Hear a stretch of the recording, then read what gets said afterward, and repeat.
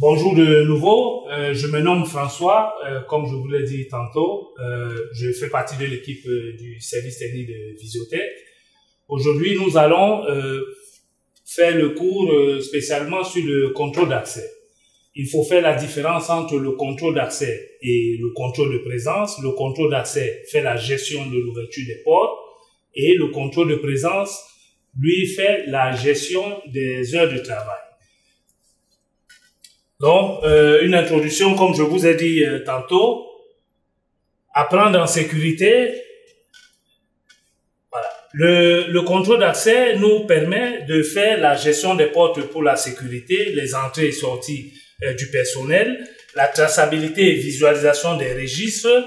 On pourra voir ceux qui sont entrés, à quelle heure ils sont entrés.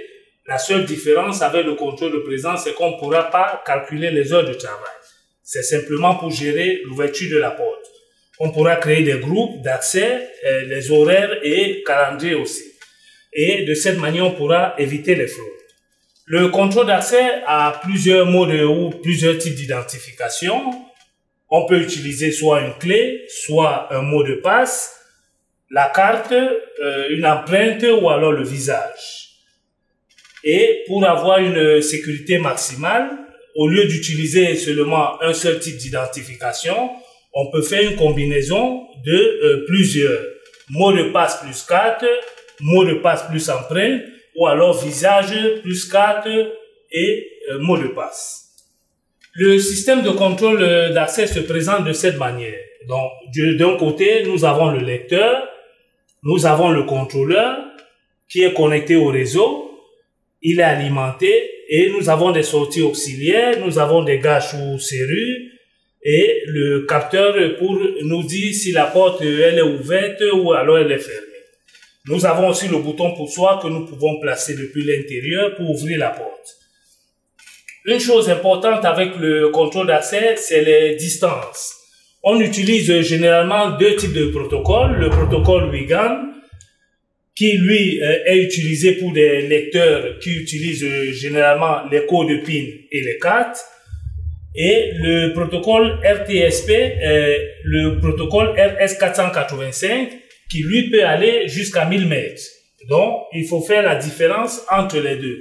Le WIGAN pour les lecteurs avec badge et puis code qui peut aller jusqu'à 150 mètres, et le RS485 qui peut aller avec jusqu'à 1000 mètres, lui, il est utilisé pour les lecteurs qui font les cartes, codes et puis les empreintes. Une fois que nous avons le contrôleur et on a un lecteur, il peut se comporter comme un dispositif autonome. Les dispositifs autonomes, généralement, sont des dispositifs capables de faire la gestion eux-mêmes du contrôle d'accès. Ici, par exemple, on a le relais intégré dans ce contrôleur, donc avec le lecteur, c'est un système de dispositif autonome qui nous permet d'entrer ou de sortir. Le système de sécurité, l'avantage d'utiliser le SAFI, c'est qu'on a un système de sécurité global. D'un côté, on peut avoir avec le même logiciel la vidéosurveillance, les portiers vidéo, contrôle de présence, contrôle d'accès et le tout est géré depuis le logiciel SAFI Control Center. Nous avons deux types. Le SAFI Control Center AC qui est utilisé, lui, pour les contrôles d'accès et présence et vidéo portier. Et le SAFI Control Center qui, lui, a plusieurs mobiles et modules et peut faire la gestion de tout le système. La croissance, avantage au niveau des affaires. Comme vous savez, vous pouvez compter sur nous si vous avez des grands projets.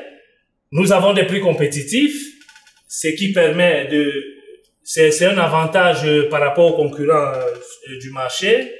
La marque différenciée, évolution constante et le time to market. Et comme vous savez, à Visiotech, généralement, nous sommes en train de renouveler nos produits.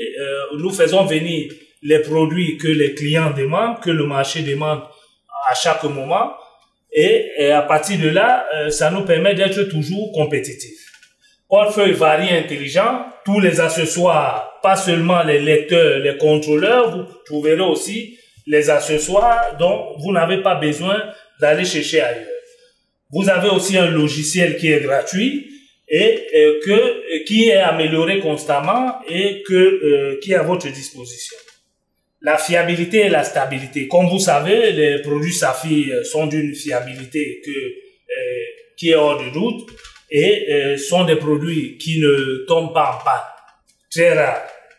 Et vous avez la garantie qui est de 3 ans. C'est important de le signaler.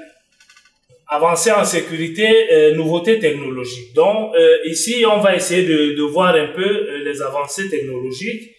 Au niveau du logiciel, nous avons par exemple le logiciel Safi Control Center, la version 3.1 qui unifie le CCTV, comme je vous ai dit tantôt, les portiers vidéo, contrôle d'accès et présence.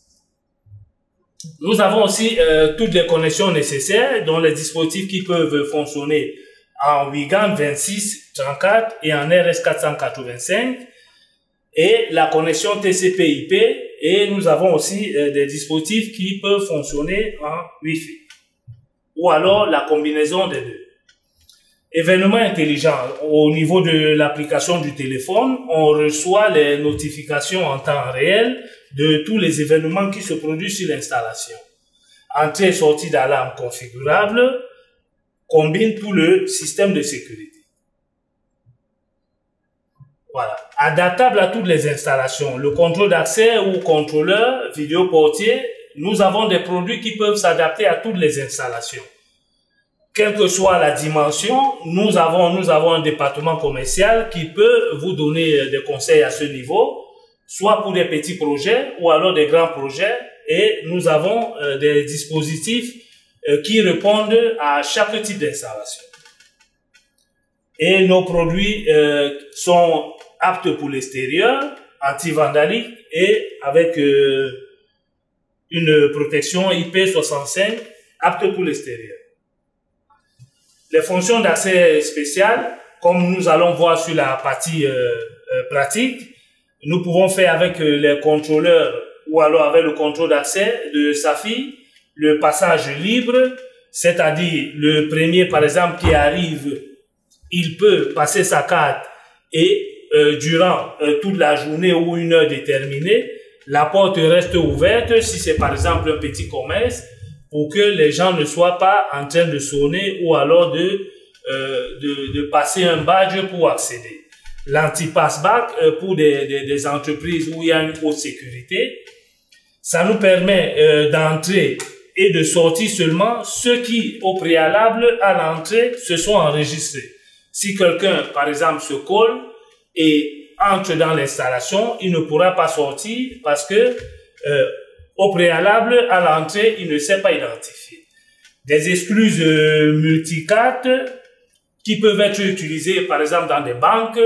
La première porte s'ouvre, vous entrez, elle se referme et par la suite, la deuxième porte s'ouvre pour que vous accédez à l'installation. De même pour la sortie. Des listes noires. Si par exemple, il y a un utilisateur ou un employé qui travaille de manière temporaire, lorsqu'il est en service, il est comme un utilisateur normal, et quand il est limogé ou alors sa période de travail est terminée, on peut le mettre dans une liste noire, ce qui va faire qu'il ne pourra pas accéder à l'installation, et quand il va revenir de nouveau, simplement, on va changer son statut. Logiciel exclusif Safi Control AC, comme je vous ai dit, exclusif pour les vidéoportiers, contrôle d'accès et de présence. Et nous avons aussi le Safi Control Center qui lui englobe tous ces modules qui peuvent faire la vidéosurveillance, contrôle d'accès et de présence et vidéoportier. Les modes d'accès, nous avons vu qu'il y a plusieurs modes d'accès, soit par code PIN, soit par carte. On peut utiliser soit des cartes RFID avec une fréquence de 125 kHz et des cartes MIFAR avec une fréquence de 13,5 MHz. La biométrie, on peut utiliser les empreintes et la reconnaissance faciale. La technologie, les dispositifs autonomes, ils peuvent soit être IP ou alors en Wi-Fi. L'ouverture des portes avec un code QR, ça on va le voir tout à l'heure avec un exemple pratique. Donc par exemple ici, si vous avez un appartement qui est isolé, vous pouvez générer ou alors créer un utilisateur imaginaire et il vous permet de générer aussi un code QR que vous prenez. Donc vous allez prendre une photo ou vous téléchargez sur votre téléphone, envoyer à l'utilisateur qui est peut-être dans une autre région. Et de cette manière, lui, quand il va arriver au niveau de l'appartement, simplement au niveau de son téléphone, il va présenter au niveau du contrôle d'accès de la caméra le code QR en question et lui permettra l'accès. Les produits pertinents, on va essayer de voir un peu les contrôles d'accès. Nous avons des contrôleurs, ils sont de deux types. Ceux qui font simplement le contrôle d'accès à partir des cartes et des codes PIN et des contrôleurs qui eux supportent des lecteurs avec des lecteurs d'empreintes, des cartes et des codes PIN. Donc on a différents lecteurs comme vous pouvez voir, anti-vandaliques, en métal et ils sont vraiment résistants, aptes pour l'extérieur. Et nous avons aussi des lecteurs autonomes que vous pouvez voir là sur notre tableau. Les lecteurs autonomes qui ont le relais intégré, qui peuvent faire la gestion des portes. Et nous avons certains qui font le contrôle d'accès et de présence. Voilà. Pour aller dans les caractéristiques de chaque contrôleur, comme je vous ai dit, on a le SFAC 2204 pour 4 portes ou le 2202 pour 2 portes. Ceux de 2 portes sont des portes d'entrée-sortie. Donc 2 portes, entrée-sortie, entrée-sortie. Et ceux de 4 portes, de la même manière, entrée-sortie, avec 4 entrées Wigan, et sortie pour 2 ou 4 portes, selon le modèle. Et nous avons aussi des sorties auxiliaires, alarmes et aussi des entrées-sorties d'alarme. Le SFAC 2204, ou alors le 03, par contre, lui permet les lecteurs biométriques. Il fait aussi l'accès avec des codes et aussi avec des cartes. Il a 4 entrées Wigan et aussi de ce côté-ci, les 4 entrées sont seulement les entrées et pour la sortie, c'est avec le bouton poussoir sur ce dispositif-là. Là, c'est quand on utilise le protocole Wigan. Par contre, si on utilise le protocole RS485, on peut passer de 4 à 8 lecteurs que nous pouvons connecter sur le contrôleur. Il a aussi sorti pour 2 ou 4 portes et des entrées-sorties d'alarme et aussi des sorties auxiliaires. Là sont des lecteurs comme je vous ai présenté tout à l'heure. Vous avez le SFAC 1104 qui est celui dont je vous ai présenté tout à l'heure. Il est en métal, connexion Wigan 26 ou 34 et en RS 485. Nous avons 2 types. Il y en a pour qui font la lecture des cartes MIFAR et ceux qui font la lecture des cartes RFID. Donc, apte pour l'extérieur, comme je vous ai dit, et anti-vandal avec l'indice IK10. Nous avons aussi le SFAC 1101, connexion Wigan 26 et 34, carte RFID MIFA, donc c'est celui dont je vous présente là. Il a un LED lumineux qui nous indique l'état si la porte est fermée, il est en rouge, et quand on passe une carte qui est reconnue, le LED change en vert. Nous le verrons tout à l'heure avec un exemple pratique. Nous avons aussi le SFAC 1103 qui est aussi un lecteur de badge, connexion Wigan 2634, des cartes, il fait la lecture des cartes RFID MIFAR et aussi il est apte pour l'extérieur. Donc c'est ce lecteur que nous avons utilisé là pour la démo. Ici, nous avons aussi des lecteurs, le SFAC1104 qui lui aussi fait la lecture des cartes et des codes PIN, Wiegand 26 et 34, et apte pour l'extérieur, anti-vandal IK10. Nous avons le SFAC 1001, connexion Wiegand 2634, lecture des cartes RFID ou MIFAR, apte pour l'extérieur. Donc, de ce côté, nous avons, par exemple, ce lecteur, qui est le SFAC 1101. Nous avons aussi le SFAC 1003 KEMWR. Connexion Wiegand 2634 et RS 485. Donc, pour revenir un peu sur l'indication du protocole Wiegand et RS 485, c'est au niveau de la distance. En RS 485, on peut aller jusqu'à 1000 mètres et en Wiegand 26 ou 34, on peut aller jusqu'à 150 mètres. Voilà. Nous avons aussi des dispositifs autonomes qui peuvent faire la gestion sans la nécessité d'être connectés sur un contrôleur parce qu'ils ont un contrôleur intégré déjà. La connexion par IP, TCP/IP, 3000 utilisateurs jusqu'à 10 000 registres. Les registres sont d'entrée et sortie.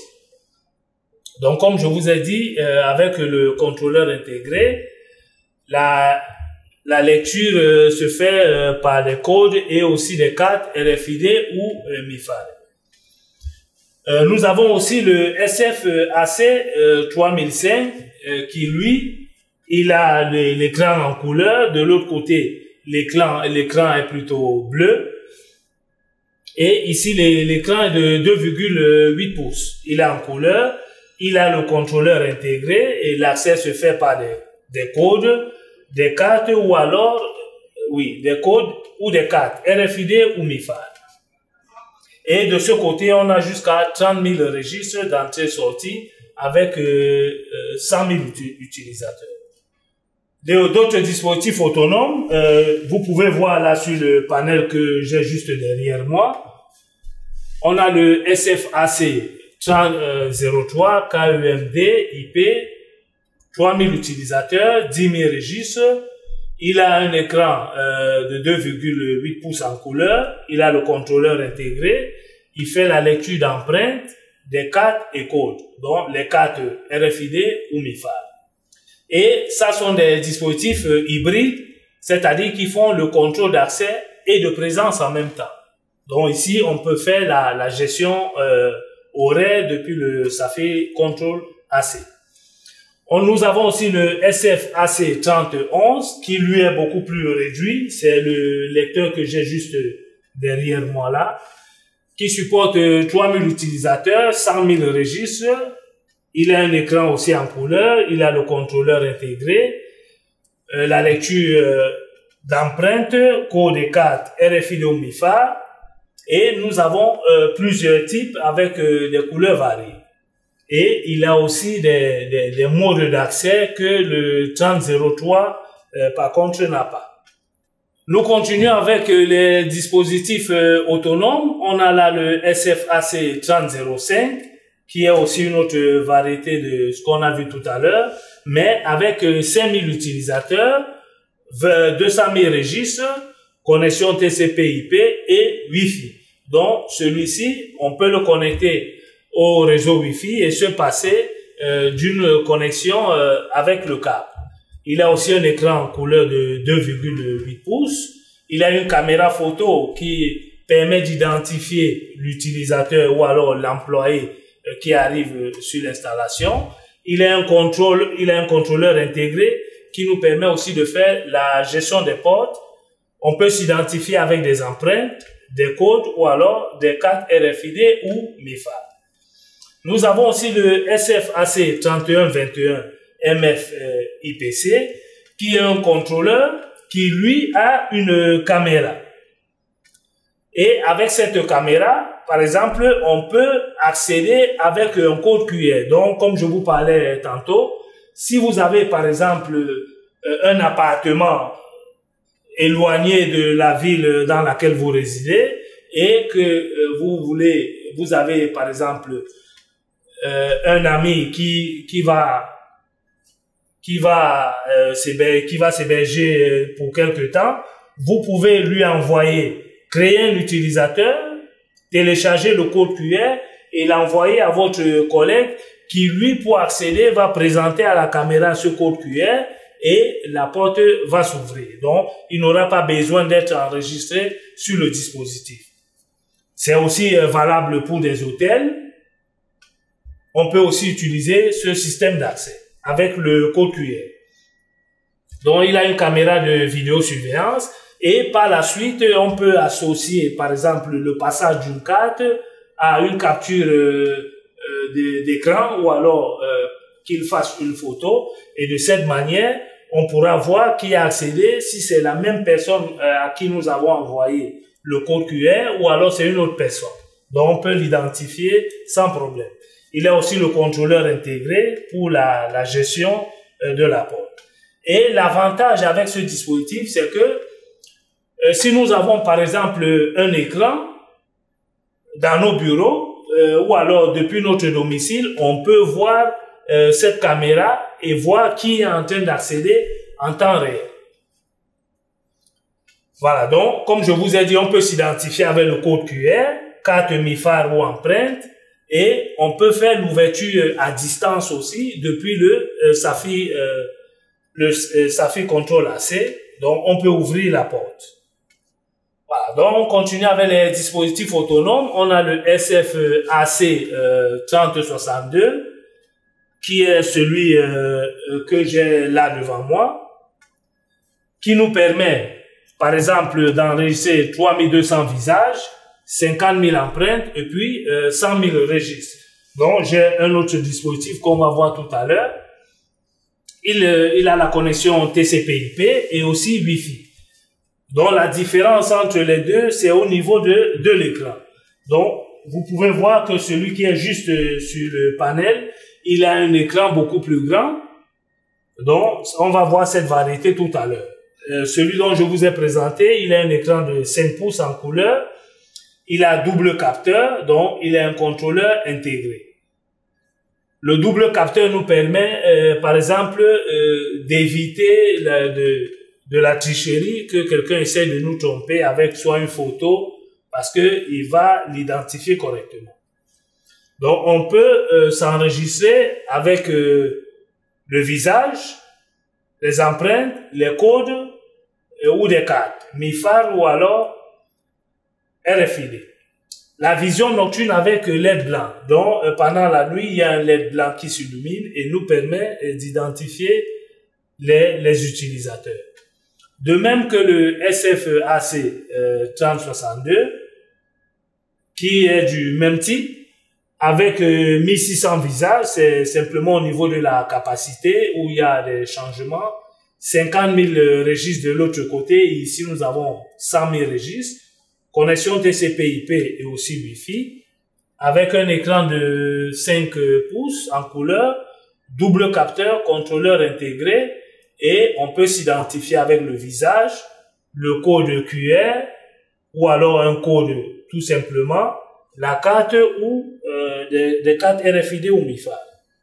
Voilà, on continue avec les contrôleurs autonomes, dont le SFAC 3065, dont je vous ai parlé, qui est celui que j'ai juste là sur le panel. Comme vous pouvez constater, l'écran est plus grand, 7 pouces, par rapport à celui-ci qui est de 5 pouces. Il a aussi double capteur, il a le contrôleur intégré et on peut s'identifier avec le visage, les empreintes, code ou carte MIFAR. Donc, par exemple, celui-ci, si je me place devant, il m'identifie directement, juste avec mon visage. Donc, comme vous pouvez voir, ma photo apparaît et il me dit que je peux accéder. Voilà, nous avons une autre variété qui, elle, peut supporter jusqu'à 100 000 visages, 5 000 empreintes et 50 000 registres. Donc, avec un écran aussi de 7 pouces en couleur, double capteur, contrôleur intégré, reconnaissance faciale, par des empreintes, des codes ou des cartes MIFARE. Et aussi là, avec un LED blanc qui nous permet d'identifier les utilisateurs pendant la nuit. Voilà, donc ici on essaie d'entrer un peu sur la partie déjà un peu pratique. Ça sont les lecteurs. Normalement, quand vous achetez un lecteur, vous devez lui donner le mode d'utilisation. Comme je vous ai dit à l'introduction, nous avons deux types de protocoles. On peut utiliser soit le RS485, si on a une distance qui peut aller à plus de 150 mètres, donc on utilise le RS485, ou alors si on est à moins de 150 mètres, on utilise le protocole WiGAN. Donc, comme vous pouvez constater, juste derrière le lecteur, nous avons des pins. Sur tous ces lecteurs, nous avons des pins qui apparaissent et simplement, il faut placer sur ON le pin 6 qui nous permet d'activer le protocole WiGAN. Quand il est en off, ça veut dire qu'on veut utiliser le dispositif comme lecteur en RS485. Donc, si vous allez utiliser le lecteur comme avec le protocole WiGAN, il faut activer seulement le pin 6. Et le code des couleurs, comme vous pouvez aussi le constater de l'autre côté, nous avons un exemple avec deux lecteurs. Là, avec les câbles qu'on a besoin d'utiliser, donc l'alimentation qui va avec le rouge et le noir, dont le 12 volts et le GND, et le câble vert qui est celui du WiGAN 0, le câble blanc WiGAN 1, haut-parleur de vérification qui est le violet, le contrôle de LED qui est le câble bleu et le contrôle de LED rouge qui est celui qui est le câble orange. Et le gris c'est pour le tampeur. Donc tout dépend du mode d'utilisation. On va soit utiliser le protocole WiGAN ou alors le RS485. Voilà, donc le lecteur que nous avons utilisé pour la présentation, il se présente de cette manière. Nous avons d'un côté ici le lecteur 1, lecteur 2, lecteur 3, lecteur 4. Donc vous prenez un lecteur comme celui-là. Vous avez un connecteur qui est celui-là, qui vient directement ici, et vous suivez seulement le code de couleur. Le noir, le rouge pour l'alimentation, le WiGAN 0 qui est le vert, le WiGAN 1 qui est le blanc, et vous connectez aussi les autres câbles si vous en avez besoin. Et directement vous connectez sur l'un des lecteurs de votre choix. Et aussi, nous avons ici par exemple les portes, où nous allons connecter les gâches. Ici, sur l'exemple pratique par exemple, nous avons une ventouse et nous allons voir comment, par exemple, le connecter qui nous donne, une fois qu'il est alimenté, il nous donne le LED vert comme pour dire que il est bien connecté et la porte est fermée. Donc, on va voir comment le connecter par la suite. Ici, on a une entrée 12 volts, puisque derrière le contrôleur, il y a un transfo parce qu'il est alimenté en 220 volts, comme vous pouvez voir sur la partie supérieure, et le transformateur le permet d'alimenter le contrôleur en 12 volts. Donc ici, on a une entrée 12 volts. Voilà, connexion de la ventouse. Généralement, on utilise une alimentation. Sur la ventouse, on a par exemple le NO comme NC et l'alimentation, le positif et le négatif. Donc, sur le lecteur, on va prendre le positif, on le connecte directement sur le commun. Et le NC ou le NO, on le connecte directement sur le négatif d'alimentation. Donc, ces deux câbles-là vont aller sur le contrôleur, le négatif de l'alimentation et le NC de notre lecteur. Et de cette manière, notre ventouse sera alimentée et va fonctionner parfaitement. Voilà, donc ça c'est le même exemple selon le type. Si nous voulons utiliser par exemple un capteur de porte, on peut aussi le connecter, comme vous pouvez voir, avec un bouton poussoir. Donc, chaque fois, la ventouse doit toujours être alimentée et le dispositif aussi. Donc, ça, on va essayer de voir au niveau de l'exemple pratique. Et ici, pour alimenter une serrure de la même manière, avec le négatif connecté sur le contrôleur et un pont avec le positif d'alimentation et le cône. Voilà. Ici aussi, on a un capteur et on a un bouton poussoir. Voilà. Le logiciel de Safi Control AC peut supporter jusqu'à 64 dispositifs et gérer l'ouverture de 64 portes. Si vous avez des grands projets, là, vous contactez notre département commercial et ils vous donneront une version capable de supporter plus de dispositifs. Donc, cette version, c'est simplement pour 64 dispositifs et la gestion de 64 portes. Si vous avez un grand projet, ne vous inquiétez pas. Ou alors, si vous avez plus de 64 dispositifs, vous contactez le département commercial et eux, ils vont vous faciliter une version pour les grands projets capables de supporter plus de dispositifs. Les contrôleurs, on peut faire la gestion des groupes, la configuration des utilisateurs.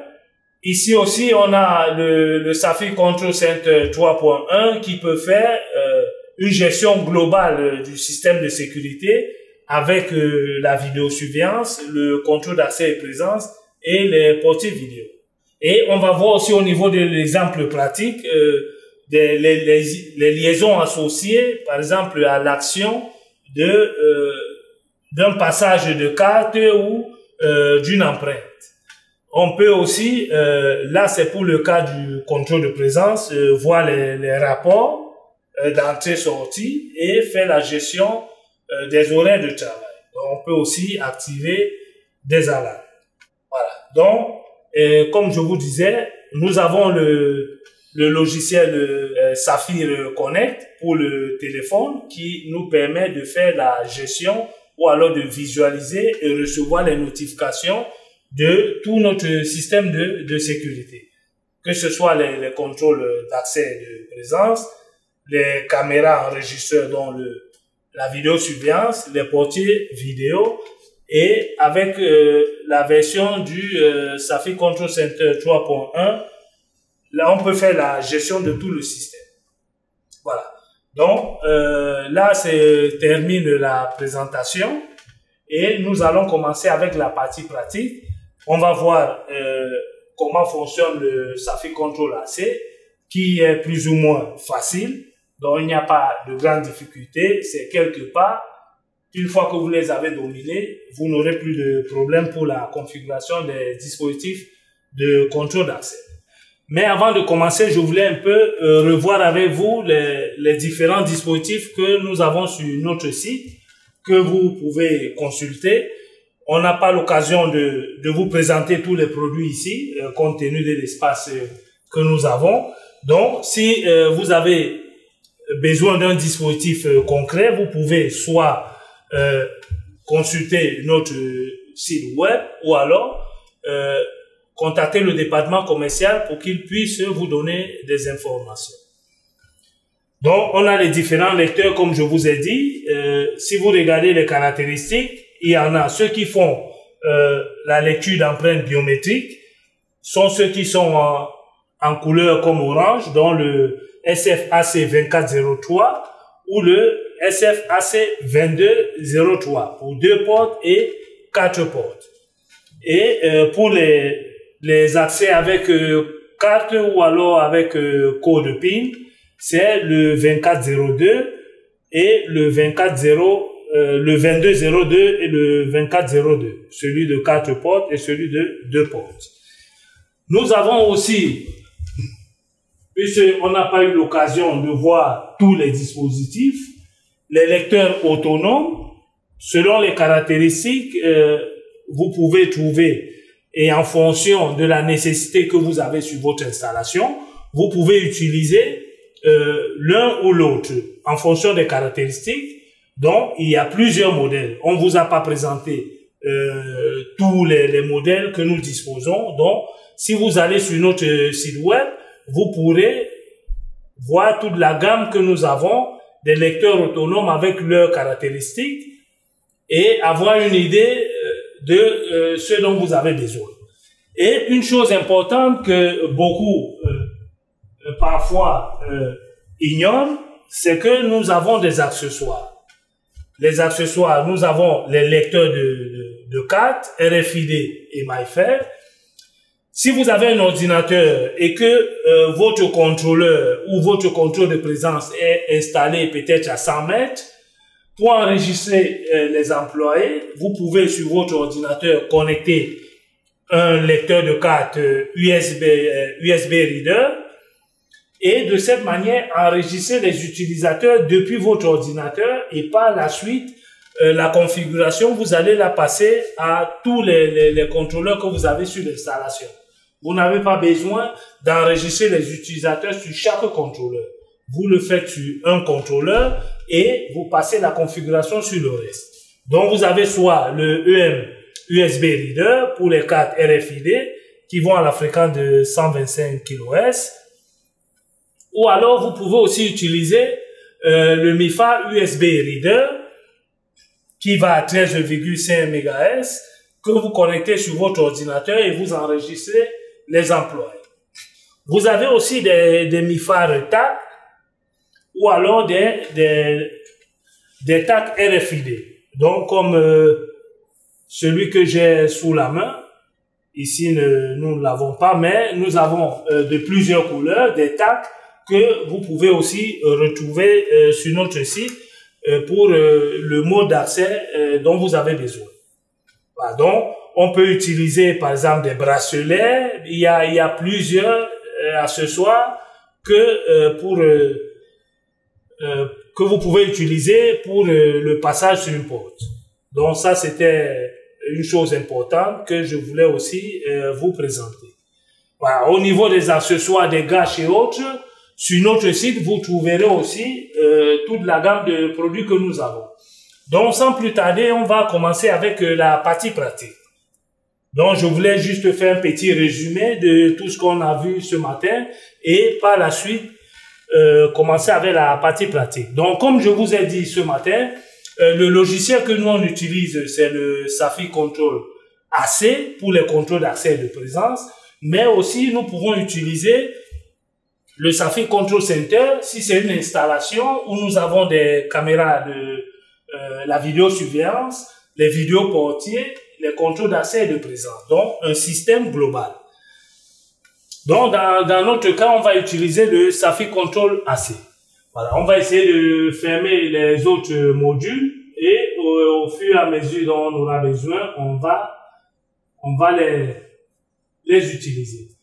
La première des choses, nous avons ici cet onglet qui se trouve ici. Quand vous installez votre Safi Control AC, vous avez deux fichiers qui vont s'ouvrir. Celui du logiciel et aussi celui de langue. Donc, premièrement, vous installez celui du logiciel et par la suite, quand il est ouvert, vous installez aussi celui des langues. Pour changer la langue, vous venez sur ces trois barres horizontales, vous cliquez dessus, système, langue, et vous sélectionnez la langue. Comme vous pouvez voir, il y a plusieurs langues. Donc, vous sélectionnez la langue qui vous convient. Donc, sans plus tarder, on va commencer. Et la première des choses, ici, comme je vous ai dit, on a plusieurs modules. Centre d'événement, personne, contrôle d'accès, contrôle de présence et un moniteur d'état pour visualiser en temps réel les accès des utilisateurs. La première des choses, on va sur gestion des appareils pour pouvoir enregistrer notre contrôleur que nous allons utiliser. Voilà. Donc, quand on vient là, on fait une recherche en ligne et comme vous voyez, on a notre contrôleur qui apparaît. Voilà. Donc, ici, on a notre dispositif qui apparaît. Et on va l'ajouter. Si le dispositif n'est pas activé, simplement ici, ça nous permet de modifier les paramètres. Donc, le globe qui apparaît, on va l'utiliser pour enregistrer notre dispositif. Simplement, on va donner un mot de passe et on va enregistrer. Voilà, donc ici, on va sélectionner notre dispositif et on clique sur Ajouter. Ajouter, on donne un nom pour Safi. On a une adresse IP et ici, l'utilisateur, c'est admin en minuscule. Et le mot de passe que nous avons utilisé pour activer notre contrôleur. Voilà, donc quand on va enregistrer notre contrôleur, on peut voir là qu'on a importé dans un groupe. Donc directement ou de manière automatique, notre dispositif sera sélectionné comme un point d'accès. Donc simplement on ajoute et là il se met en ligne. Voilà. Une fois que notre dispositif est en ligne, on peut voir un peu les caractéristiques. Donc, pour entrer dans le menu de configuration, ici, il nous donne l'information, le numéro de série. Sur général, il nous dit c'est un contrôle d'accès. Ici, on peut faire la programmation du temps. En maintenance, ici, soit on peut faire un reboot, un factory default. Je vais profiter pour faire le factory default parce que il y a une étape que j'aimerais bien vous montrer parce que généralement on utilise le Safi Control, le SADP pour activer les dispositifs, mais nous pouvons aussi le faire directement depuis le Safi Control AC. Donc cette partie, on va essayer de la reprendre rapidement. Donc ici, si on refait la recherche, le temps que notre dispositif redémarre, il n'a pas fait le reset comme on voulait, mais bon, on va continuer. Donc je vous ai dit pour l'activer, s'il vient actif, directement depuis l'icône du monde, vous pouvez l'activer et l'ajouter. Donc, pour ne pas perdre du temps, on va directement continuer avec la programmation. Voilà, on a donné le nom au dispositif et on va l'ajouter. Voilà, il est en ligne, on va voir les caractéristiques de nouveau. Donc ici, général, maintenance, le RS485, si on utilise un lecteur d'une autre marque, on peut faire la programmation au niveau du RS485 et donner les caractéristiques du dispositif. Les utilisateurs, ici, on peut créer plusieurs utilisateurs et les donner des accès à plusieurs niveaux. La sécurité, niveau de compatibilité simplement, et ici on a les paramètres réseau que on peut aussi modifier dans cet onglet. Voilà, donc ici on peut voir simplement les caractéristiques de notre dispositif et on va essayer de changer quelques paramètres et commencer avec la programmation elle-même. 8.8.8. De même que les enregistreurs, on va faire la même configuration. On applique. Voilà. Donc, là, on peut ressortir. Une fois que nous avons ajouté déjà notre dispositif sur maintenance et admin, on va enregistrer le personnel. Pour enregistrer le personnel, on revient sur l'icône que nous avons ici et on va choisir personne. Ces utilisateurs que nous avons là, on va les éliminer pour recommencer avec la procédure. OK. On applique maintenant. Voilà, donc on va ajouter les utilisateurs de nouveau. Pour les ajouter, vous avez vu ici, on crée une organisation. On peut aussi créer des départements ou des sous-départements. Donc ici, on va cliquer sur ajouter. On se place sur le département en question, ajouter. Et ici, on a un identifiant et on va donner un nom à notre utilisateur. Voilà. Et on va ajouter une carte. Simplement, on clique sur le signe plus. Et ici, on vient sur paramètres. Paramètres. Si on a un lecteur de carte USB connecté sur notre ordinateur, on va sélectionner l'option locale, accepter et après enregistrer la carte. Mais comme on va faire la lecture depuis notre contrôleur, donc on va choisir l'option distant. Et ici, on va chercher le dispositif en question. On l'a nommé tout à l'heure course à fil. Donc, on va le sélectionner. Oui. Et maintenant, pour enregistrer une carte, nous avons plusieurs là. Et aussi le TAC. Donc, on clique simplement sur lire. Et sur l'un des lecteurs, on passe le TAC et directement, le numéro de carte est enregistré. Donc, même si sur le TAC, il n'y a aucun numéro qui apparaît, chaque TAC est bien identifié. Ajouter. Et ici, on peut lui donner un code, par exemple, 1, 1, 1, 1, ajouter. On va ajouter continuer. Le deuxième utilisateur, on peut nommer Rafik. Et tout à l'heure, je vous ai dit par exemple qu'on peut créer un utilisateur imaginaire et générer un code QR. Donc, ce code QR, c'est celui-là.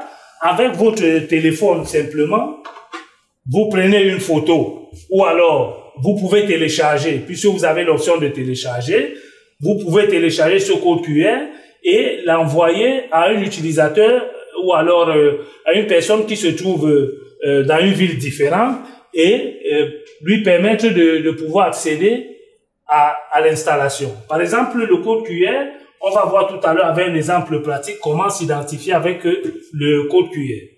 Donc ça, on va fermer et ici on va ajouter et continuer. Si on veut terminer directement l'ajout du personnel, on clique sur ajouter et puis c'est terminé. Si on veut, on a plus d'utilisateurs, ajouter et continuer. Et de cette manière, ça nous permet de mettre une troisième personne. On peut dire mon collègue Louis qui n'est pas là. Et cette fois-ci, ajouter. Voilà, donc là, nous avons déjà nos 3 utilisateurs. Si, par exemple, on avait créé, si c'était un lecteur autonome, on pouvait créer des utilisateurs directement sur le lecteur et par la suite les obtenir directement ici. Donc, on pouvait, pour les renvoyer dans le logiciel, ici sélectionner les utilisateurs qui sont déjà dans notre contrôleur et les importer sur le logiciel et leur donner des privilèges par la suite. Donc, cette opération, on va l'annuler. Une fois donc, comme je vous disais, on a nos utilisateurs, on va ouvrir un autre module qui est celui du contrôle d'accès. Voilà. Au niveau du contrôle d'accès, on a le modèle qu'il faut définir. On a tous les jours autorisés, tous les jours refusés, ou alors on peut déterminer un planning de travail. Donc, simplement, on clique sur le signe « Ajouter ». On donne un nom de notre choix qui nous permet d'identifier cours 23. Et le planning, on peut le déterminer. On peut déterminer une frange horaire jusqu'à 16 heures pour l'ouverture des portes. On se place dessus et on voit bien des heures qu'on peut modifier et on va copier, n'est-ce pas, cette programmation sur le reste de la semaine. Enregistrer. Voilà. Une fois qu'on a les modèles, on a déjà le modèle défini. On vient sur le groupe d'accès. Et sur le groupe d'accès, ici, on va donner les privilèges à nos utilisateurs. Si on a plusieurs contrôleurs ou alors plusieurs départements, on peut créer des groupes différents. De cette manière, certains pourront accéder sur une porte et d'autres non. Donc, simplement, ici, on clique sur « Ajouter ». Ici, on va donner un nom, un passeport, un nom qu'on veut, le modèle, et on va sélectionner le modèle que nous avons créé tout à l'heure, cours 23. Et ici, on peut choisir soit un département, comme je vous ai dit, ou alors plusieurs. Donc, si on a plusieurs départements, on peut créer plusieurs groupes d'accès. Donc, dans notre cas, on va sélectionner par exemple cela, et notre contrôleur, on pourra aussi, si on a plusieurs, celui-là il a 2 portes, donc si on a plusieurs contrôleurs, soit on peut sélectionner tous les contrôleurs, ou simplement certains pour que ces utilisateurs puissent accéder. Une fois que c'est fait, enregistré, donc là, on a déjà les privilèges qui sont créés. Ceci, déjà, on va l'éliminer. Voilà, donc on a les privilèges là que on va appliquer tout à l'appareil, et ça nous permet de copier la configuration sur les lecteurs et pour que tous les utilisateurs puissent enregistrer. Généralement, s'il y a une erreur, on peut, ici au niveau du passeport, la flèche qui apparaît, cliquer dessus. Donc ici on peut voir que tout est correct, tout est en vert. Quand il y a une erreur, normalement vous avez une information en rouge vous indiquant à quel niveau est-ce que vous avez l'erreur. Voilà. À partir de là, on peut maintenant aller sur le Safi Control AC et sélectionner le moniteur d'état. Là, on voit apparaître, par exemple, nos différentes portes et en temps réel, on peut voir les accès. Voilà. Donc, ici, vous voyez, on a Rafik qui est entré à la porte 8, ouverture, le verrou de porte et c'est fermé. Et sur le contrôleur, vous pouvez aussi voir que nous avons deux portes, dont deux relais. Chaque fois que nous passons une carte qui est reconnue, vous voyez sur le lecteur, il se met en vert. Et sur le contrôleur, vous pouvez identifier la porte parce qu'il y a un témoin rouge qui s'allume. Voilà. Et sur notre Safi Control AC, on a l'indication. Lui, ce qui est entré, il nous dit à quelle heure. Et aussi, on peut associer, par exemple, une photo. Donc, si on a une photo, on peut associer une image. Pour cela, on va aller sur personne, par exemple. François, on va modifier, ajouter visage. On peut soit prendre à distance si notre lecteur a une caméra, ou alors, si nous avons téléchargé, voilà, on va l'ajouter, oui. Et ça, c'est la photo de François. Donc, on va ajouter, on va appliquer.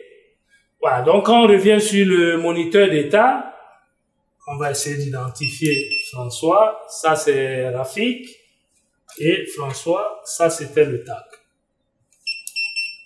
Voilà, ça prend un peu de temps, mais on va essayer déjà de faire une mise à jour pour que toute l'information puisse remonter. Voilà, par la suite, on revient sur le moniteur d'état.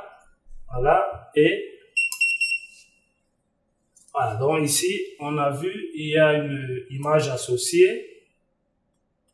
Voilà, l'image de la personne apparaît. Donc ici, on a l'image de François.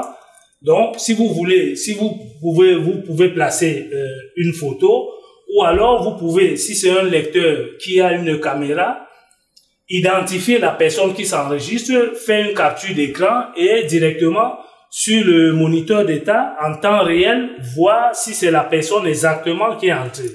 Parce que pour vous tromper, on peut céder une carte ou un tag à un collègue et accéder sous son nom. Donc, pour éviter ce type d'opération, vous pouvez joindre une photo ou alors configurer le contrôleur de telle en sorte que, surtout s'il a une caméra, comme celui que nous avons là, de pouvoir enregistrer le visage de la personne qui va s'enregistrer.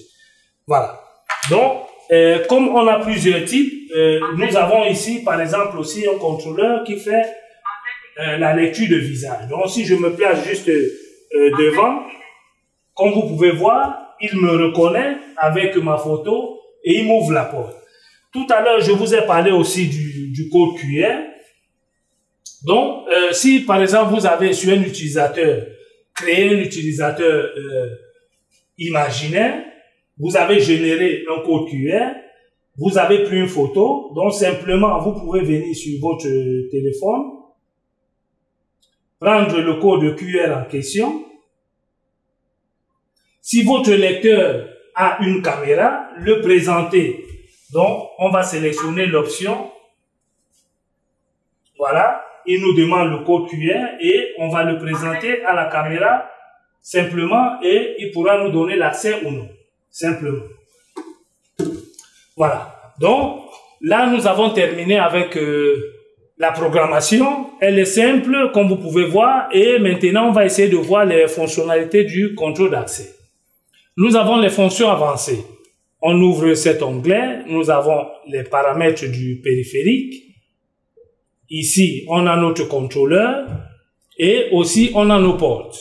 Donc, on se place sur une porte.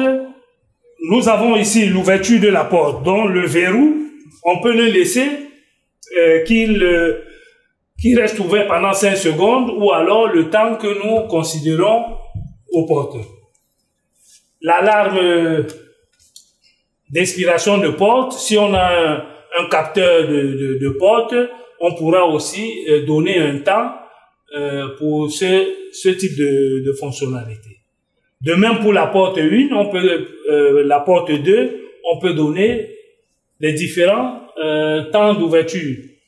Voilà, donc ça c'est pour le périphérique, garder ouvert ou fermé. Donc on peut choisir, par exemple, une frange horaire. Imaginez un commerce où le propriétaire arrive le matin, une boutique, il a accédé et par exemple, il veut qu'à partir d'une certaine heure que la porte reste ouverte pour que les gens puissent accéder sans problème, sans s'enregistrer. Donc, il peut choisir une frange horaire. Aujourd'hui, nous sommes jeudi. Et par exemple, ici, on peut soit choisir laisser ouvert ou alors laisser fermé. Tout dépend. Donc, on va choisir une frange horaire de 11 heures. On va sélectionner la porte et on vient ici sur la date. Ça, c'est laisser ouvert, mais c'est pas ce qui nous intéresse. On va prendre plutôt laisser fermé pendant cette frange horaire.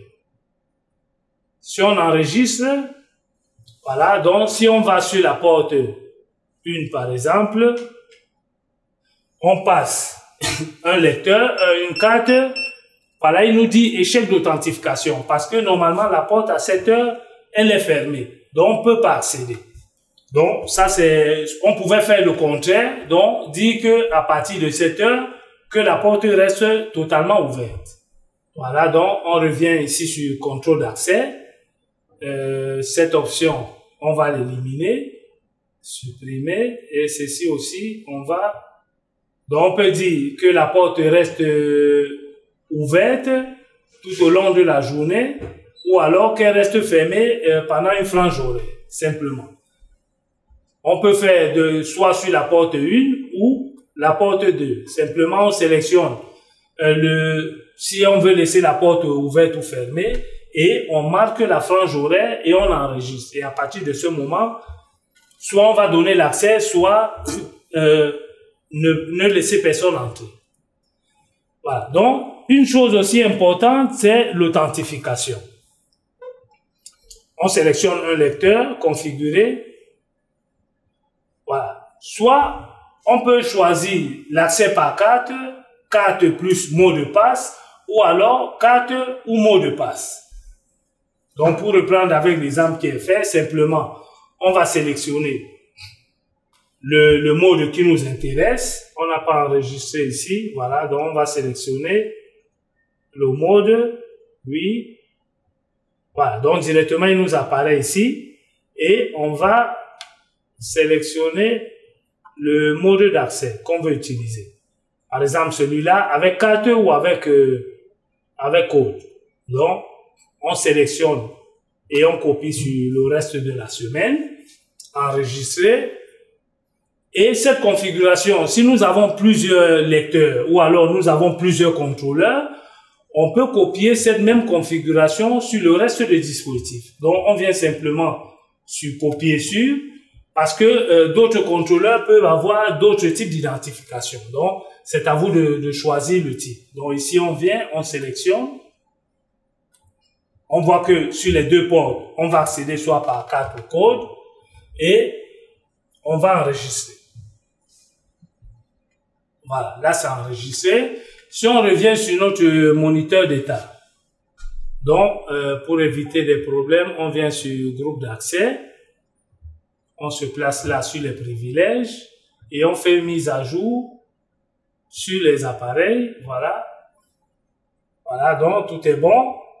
Simplement, c'était pour une mise à jour, pour éviter des problèmes par la suite. On va sur le moniteur d'état. Donc, on avait donné plusieurs codes aux utilisateurs. Donc, si on prend par exemple un utilisateur quelconque, on avait donné 111, 222 et 333. Donc, on tape 1, 2, 3, 4 et dièse. Le lecteur, il se met en vert comme pour nous dire que on a accédé. Et comme vous pouvez voir, il vous a présenté la photo de la personne qui a accédé. Donc, directement, si on revient ici, sur François, voilà, donc on voit la photo et on voit bien qu'il a accédé avec 4 fois 1, donc le code que nous lui avons attribué. De même, on peut faire la même chose avec Luis ou Rafik qu'on a ajouté. Donc on tape 4 fois 2 sur le lecteur. 1, 2, 3, 4 et puis dièse.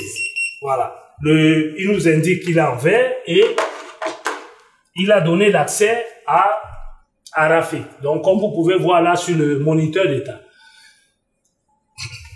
On va essayer de voir les autres fonctionnalités. Donc, on va essayer de parcourir tout le menu du contrôle d'accès pour que vous ayez une idée plus ou moins des types de fonctionnalités que vous pouvez retrouver. Et après, on va passer sur la configuration de liaison. Voilà, donc, on peut avoir l'authentification multiple. Imaginez par exemple, dans des casinos, vous pouvez avoir le gérant et l'agent de sécurité. Donc, vous pouvez demander en sorte que les deux, pour éviter par exemple des manipulations et autres, simplement ce dispositif n'a pas ces fonctionnalités, mais je profite pour vous l'expliquer. Par exemple ici, le gérant, pour ouvrir le coffre-fort, doit s'enregistrer et en même temps, l'agent de sécurité aussi doit s'enregistrer. Donc, ça, c'est l'option authentification multiple. Et de cette manière, pour éviter des pertes, le gérant va s'enregistrer avec la surveillance du vigile de sécurité et par la suite, le vigile de sécurité aussi va s'enregistrer sous le regard du gérant. De cette manière, les deux vont constater que le coffre-fort est ouvert et ils pourront retirer la somme qui convient.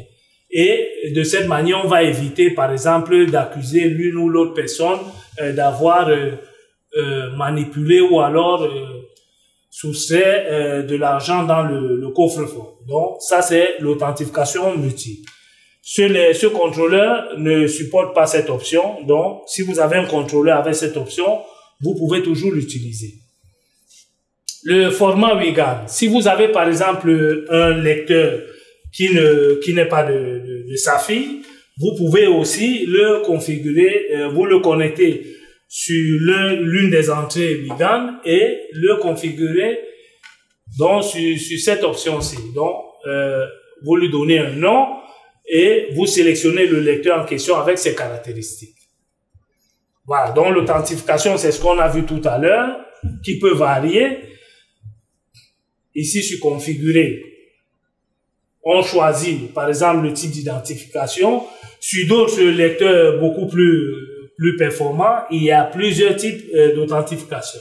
Et comme on a vu tout à l'heure, on peut rendre le système un peu plus sécurisé en faisant une combinaison soit carte plus mot de passe, carte plus empreinte ou carte empreinte et mot de passe. Donc, tout dépend du type de sécurité que nous voulons placer sur l'installation. Voilà, donc ici, configuration de l'ascenseur. Ici, nous n'avons pas d'ascenseur et le contrôleur en question ne supporte pas cette fonctionnalité. Donc, ici, nous pouvons aussi faire la programmation de l'ascenseur. La première personne peut laisser la première personne qui entre. Donc, on peut ici, par exemple, faire une macro de telle sorte que celui qui entre par la porte 1, on peut choisir ici un mode. Par exemple, la première personne qui entre, ou alors autoriser l'ouverture de la porte par la première personne. On va prendre un seul mode. La première personne qui entre, qui laisse la porte ouverte pendant ici, on peut choisir le temps qui va de... Voilà, comme vous pouvez voir, la durée de garder ouverte la première carte est de 1 à 1444 minutes. Ça veut dire une journée. Donc, la première personne qui entre peut laisser la porte ouverte pendant toute la journée. Donc, c'est comme par exemple des magasins qui ont d'autres employés. Le gérant arrive le matin, il s'enregistre et la première personne, comme lui il est déjà entré, il laisse la porte ouverte pendant toute la journée ou alors pendant le nombre de temps qu'il considère et par la suite, la porte va se refermer après ce temps-là. Voilà, donc, la deuxième porte, on désactive le maintien ouvert. Donc, on peut faire plusieurs macros en fonction de la nécessité que nous avons.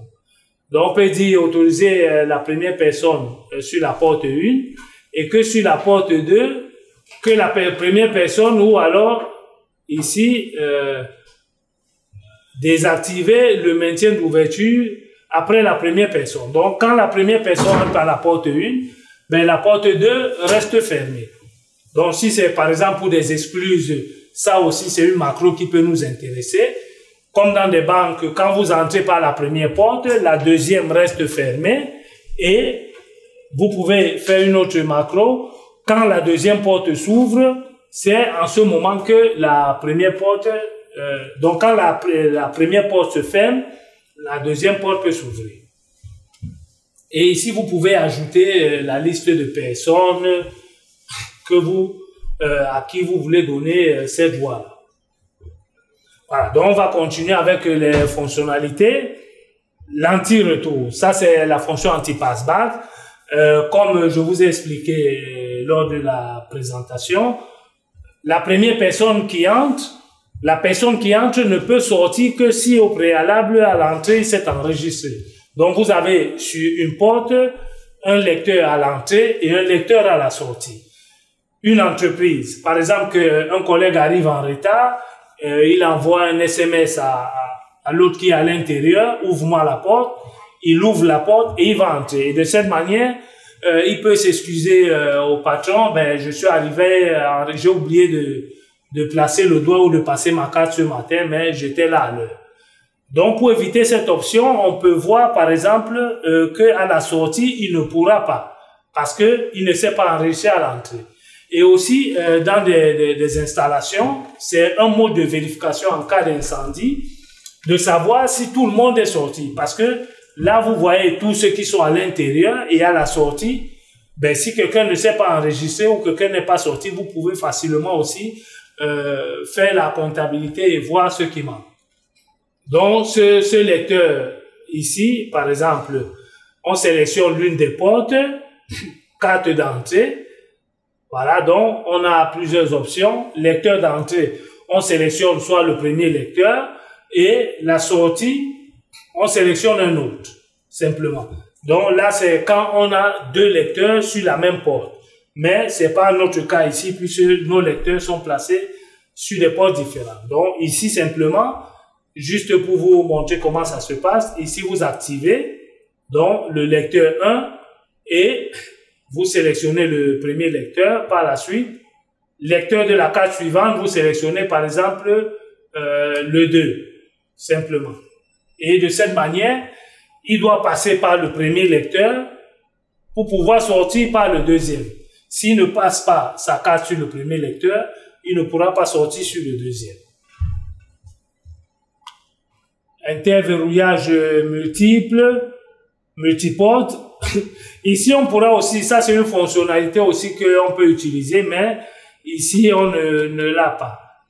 Vous pouvez avoir par exemple une centrale d'incendie sur laquelle, dont la sortie d'alarme de votre centrale d'incendie, vous allez la connecter sur l'entrée d'alarme du contrôleur et faire en sorte que, en cas d'incendie par exemple, que toutes les portes s'ouvrent et de cette manière, les personnes puissent sortir. Donc, ça c'est combiner la centrale d'incendie avec le contrôleur. Donc, pour les dispositifs pour les contrôleurs qui ont cette fonctionnalité, on peut aussi l'utiliser. Voilà, les codes PIN. Ici, on a notre contrôleur. Voilà, il va faire la recherche de tous nos utilisateurs. Simplement, le code PIN. Ici, on va enregistrer les numéros et on va les enregistrer. Et avec ça, on pourra accéder. On va aller au niveau du contrôle d'accès, groupe d'accès, appliquer les modifications. Tout est correct. Le moniteur d'état et s'enregistrer. Dièse, on tape le code dièse et il nous donne l'accès. Le lecteur se met en vert comme pour dire qu'il a autorisé l'accès. Le lecteur se met en vert, il a autorisé l'accès, simplement. Voilà, donc on va passer, et comme je vous ai dit lors de la présentation aussi, depuis le Safi Control Center, depuis le Safi Control AC, on peut ouvrir la porte à distance. Donc, si on clique là, vous voyez, la porte, elle est ouverte. Et on peut aussi se placer sur la deuxième porte et l'ouvrir également. Ou fermer la porte. Ou alors, programmer l'ouverture de la porte. Et laisser ouvert, on peut soit laisser ouvert, laisser fermer.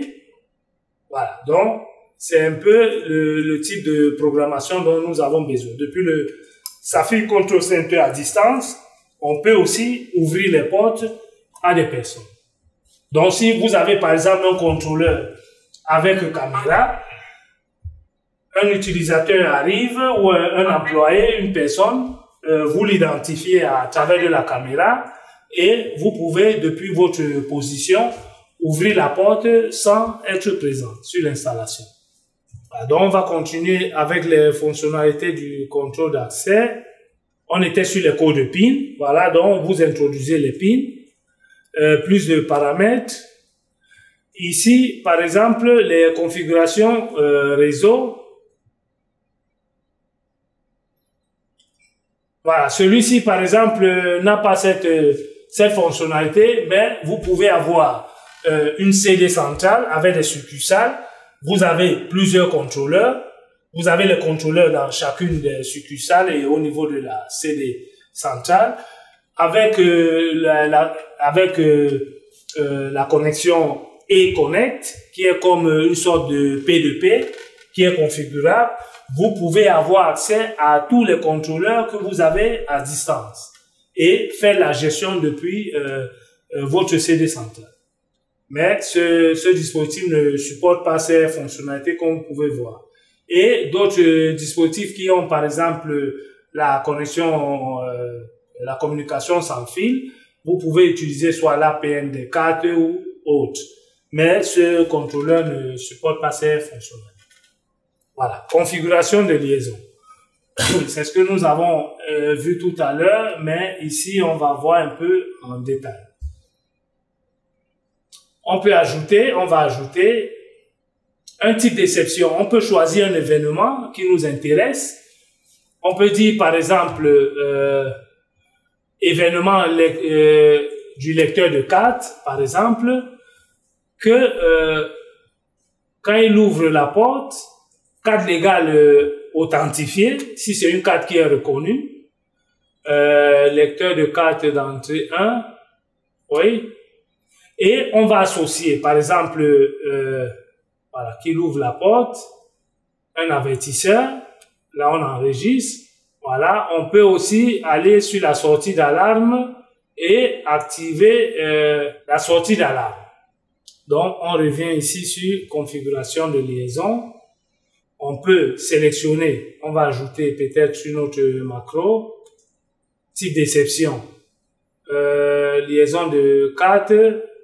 On peut sélectionner un utilisateur et dire que quand celui-là va passer, par exemple, sa carte, sur le lecteur, on choisit le lecteur 1 et on peut demander, par exemple,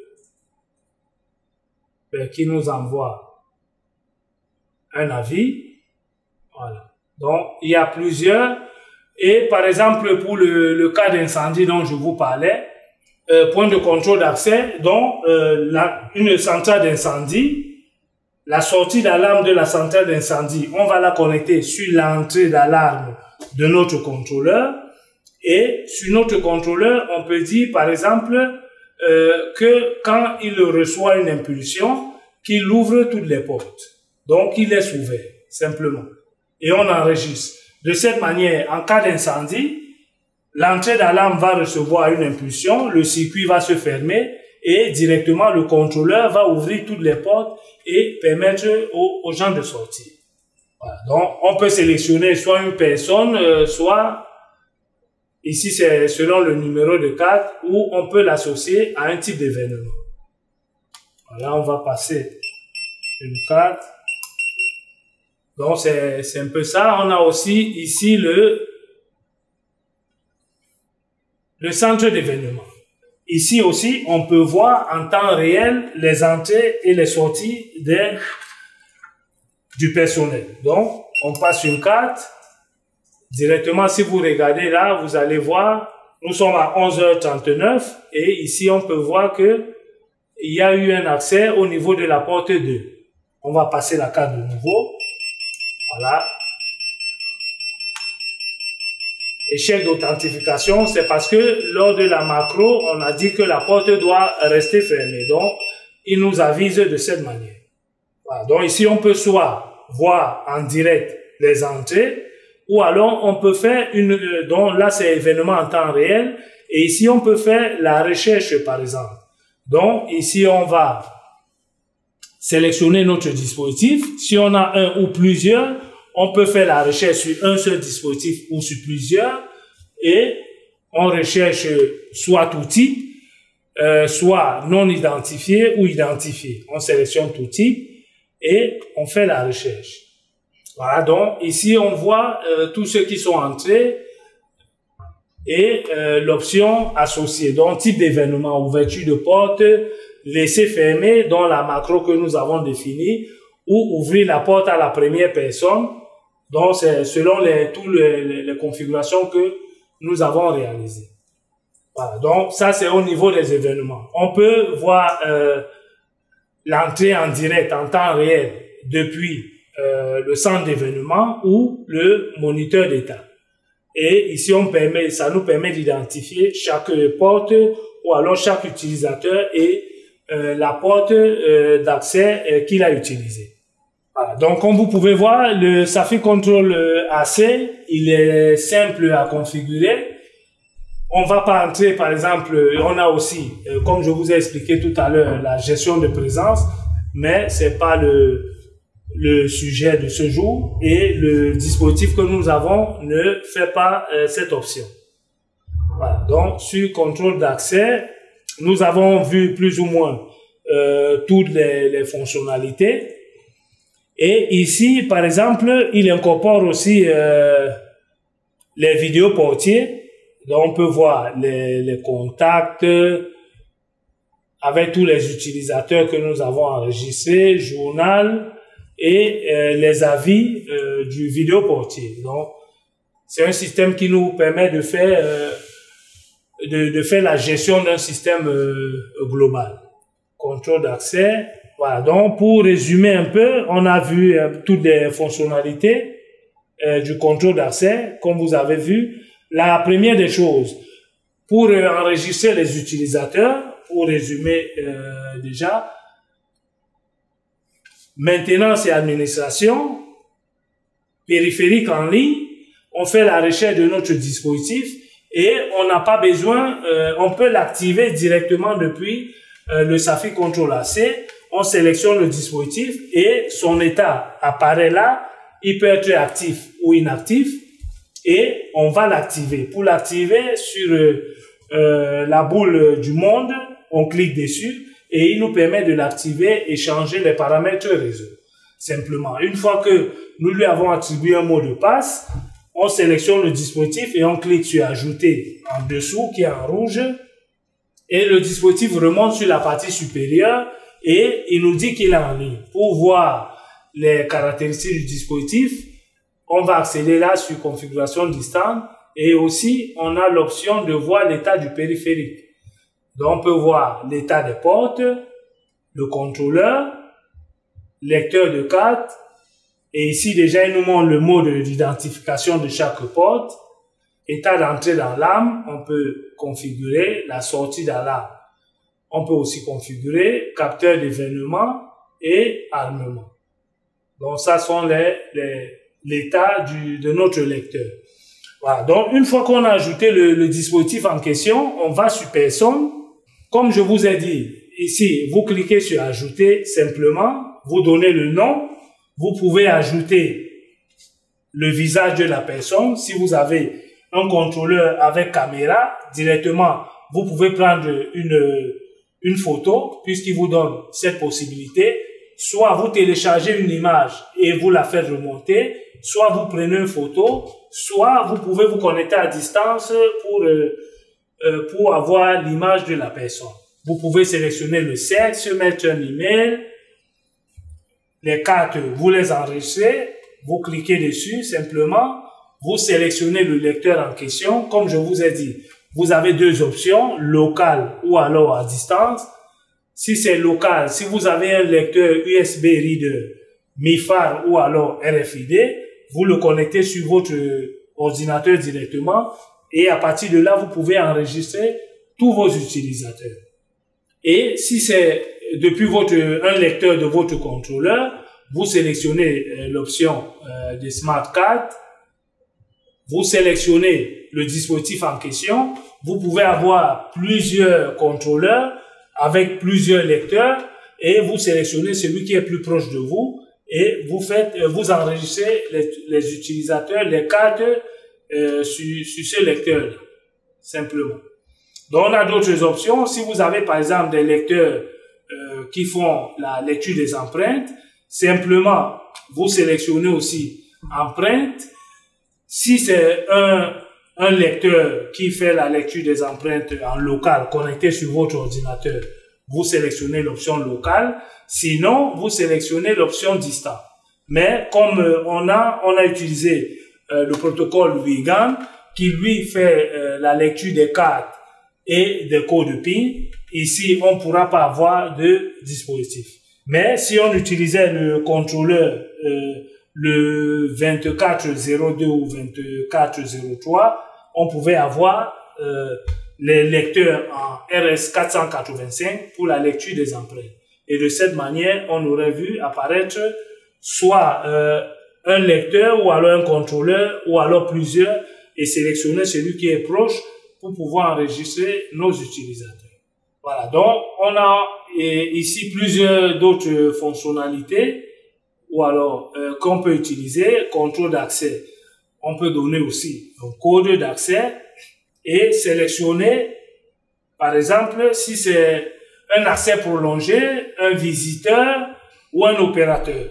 Et on peut aussi, par exemple, sélectionner une liste noire, par exemple, et de cette manière, code d'identification, on va essayer de taper un code, n'importe lequel. Un utilisateur, on le met sur la liste noire et de cette manière, il ne pourra pas accéder. Ou alors, on peut sélectionner le marquer comme visiteur. Donc, par exemple, il y a une visite organisée au niveau de l'entreprise. Il y a peut-être 25 personnes qui arrivent. Vous pouvez soit, comme on a vu avec les codes QR, ou alors avec des codes PIN, activer, par exemple, des codes PIN pour ces utilisateurs-là. Ici, time, la traduction n'est pas tout à fait correcte. C'est le nombre de fois que ces personnes peuvent accéder sur l'installation. Vous pouvez activer pour qu'ils entrent soit 100 fois, donc ils peuvent passer leur carte 100 fois. Si la visite va durer seulement un seul jour, vous pouvez placer par exemple au minimum une fois et de cette manière, quand il passe sa carte une seule fois, il ne pourra plus accéder. Donc on va essayer de faire un exemple avec François ici. On clique sur modifier. Voilà, il a le code 111 par exemple. Voilà, donc on vient ici sur contrôle d'accès. Et on va le placer comme visiteur. On va le placer comme visiteur. Et on va dire qu'il peut passer sa carte une seule fois. Oui. Voilà, on va appliquer les changements. Donc, on peut passer la carte de François. On va sur le moniteur d'état. On passe la carte de François. Oui, le lecteur, la macro que nous avions réalisée avant ne permet pas l'accès sur cette porte. C'est pourquoi voilà. Ici, par exemple, il nous a permis l'authentification de la carte réussie. Donc, on lui a dit qu'il peut ouvrir la porte une fois. On va passer une deuxième fois pour voir s'il nous laisse accéder. Vous voyez, il vous dit aucune autorisation. Parce que on a dit que François pouvait passer sa carte qu'une seule fois, comme visiteur. Donc, une fois qu'il est à l'intérieur, même s'il a ce code ou cette carte, le lendemain, il ne pourra plus accéder. Parce qu'on lui avait donné l'autorisation de passage une seule fois. Donc, c'est une fonctionnalité qui est pratique pour des entreprises qui reçoivent des visites des personnes au cours de l'année.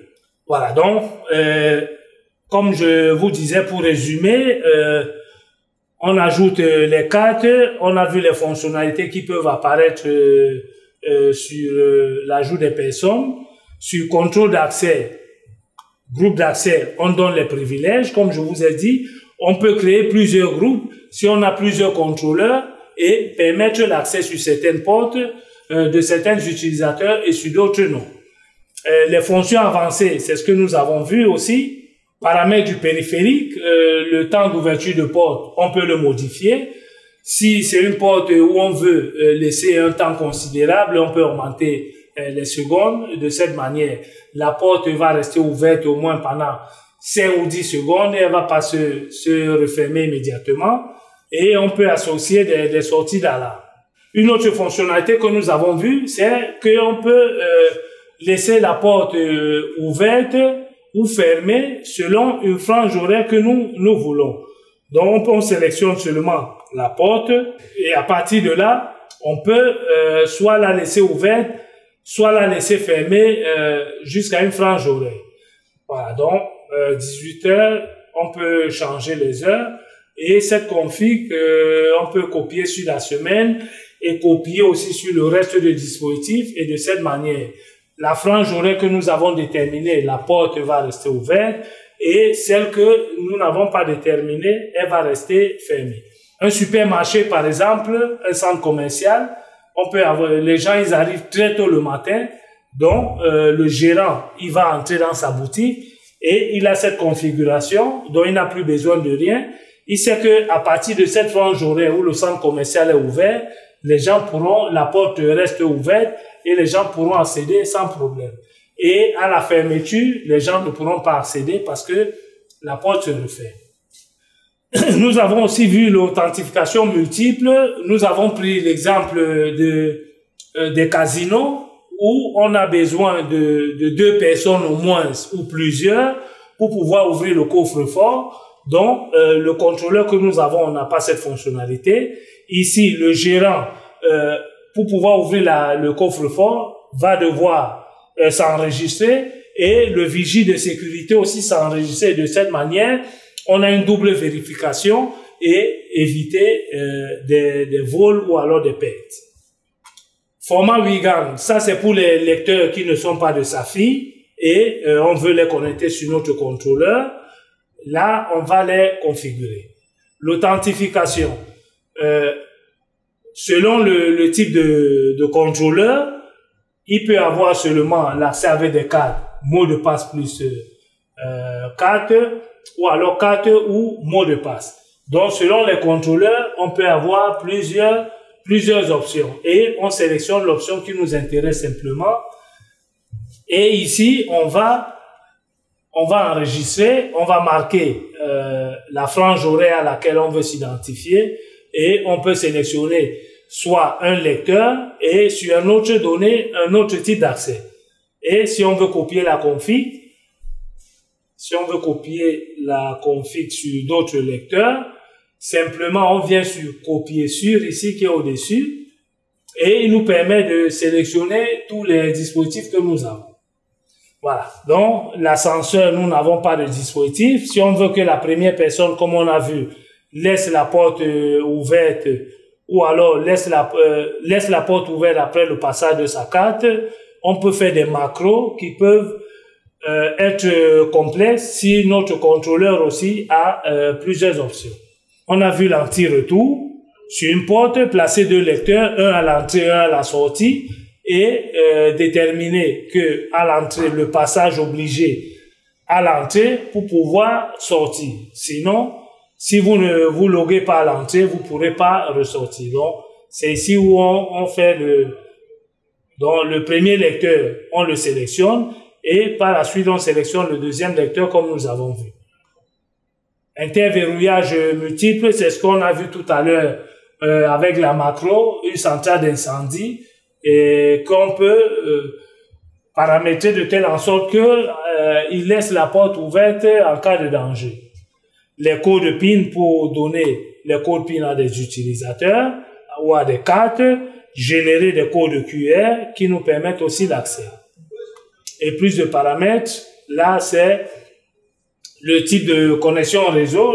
Comme je vous ai dit, nous avons des contrôleurs qui vous permettent d'utiliser la fonction E-Connect qui permet de se connecter sur d'autres dispositifs à distance et pouvoir faire la gestion depuis la CD centrale. La configuration de liaison, c'est ce que nous avons aussi vu. On peut définir plusieurs macros selon soit par liaison de cartes ou alors par le type d'événement et comme on a vu, associer, ajouter là et faire des macros plus ou moins complexes pour que la porte s'ouvre ou qu'elle ne s'ouvre pas, qu'on ait un avis sonore ou pas. Voilà, donc nous avons revu un peu toutes les fonctionnalités du contrôle d'accès. Comme vous avez vu, il n'y a pas grand-chose, il n'y a aucune complexité. Simplement, c'est toi dont vous avez ici le contrôle d'accès, centre d'événement, les personnes, le moniteur d'état, et c'est tout. Donc, pour ajouter le dispositif, c'est sur maintenance et admin, comme on a vu tout à l'heure, et une fois que votre dispositif est ajouté, donner des privilèges, créer des utilisateurs, et si vous avez, par exemple, des liaisons à configurer, sur les fonctions avancées du contrôle d'accès, vous les trouverez et comme vous avez vu, c'est facile à configurer. Donc, il n'y a pas grand-chose, on a tout vu et si vous avez des doutes, vous pouvez nous envoyer des emails à sav@visiotechsecurity.com ou alors nous consulter par téléphone au service technique et on vous donnera des réponses à toutes vos questions et si vous avez aussi des suggestions, vous pouvez nous les apporter pour améliorer un peu la présentation. Voilà, donc il y a une question qui est arrivée, je vais profiter donc pour essayer de vous en parler. La connexion d'une gâche par exemple, nous avons une série là avec 2 fils, on a le positif et le négatif, on a une alimentation 12 volts, donc le positif d'alimentation sera connecté avec le positif de la série. Le négatif de l'alimentation va aller sur notre contrôleur, comme vous pouvez voir, c'est celui-là. Et le négatif de la serrure aussi va sur notre contrôleur et directement, nous allons le connecter, simplement. C'est de cette manière que, par exemple, nous avons configuré cette ventouse. Voilà, donc, pour la connexion des gâches, pas grand-chose. Nous avons vu la connectique aussi au niveau des lecteurs. Il faut activer le PIN 6 pour qu'il puisse fonctionner en WIGAN ou alors, si on veut l'utiliser en RS485, on laisse le PIN 6 désactivé et de cette manière, il fonctionne en RS485. La différence entre les deux, le RS485 permet la lecture de la biométrie et par contre, le WIGAN, c'est les codes et les cartes. Et la distance aussi varie. Avec le WIGAN, on peut aller jusqu'à 150 mètres. Par contre, avec le RS485, on peut aller jusqu'à 1000 mètres. Voilà. Sur ce, je vous dis au revoir et à la prochaine. Merci pour votre participation au cours et si, comme je vous ai dit, si vous avez des questions, des suggestions, vous nous les faites parvenir soit au département commercial, soit à sav@visotechsecurity.com. Merci. Merci d'avoir regardé cette vidéo. Si vous souhaitez en savoir plus sur nos produits de sécurité, abonnez-vous au canal Visiotech et activez les notifications pour rester à jour sur nos vidéos.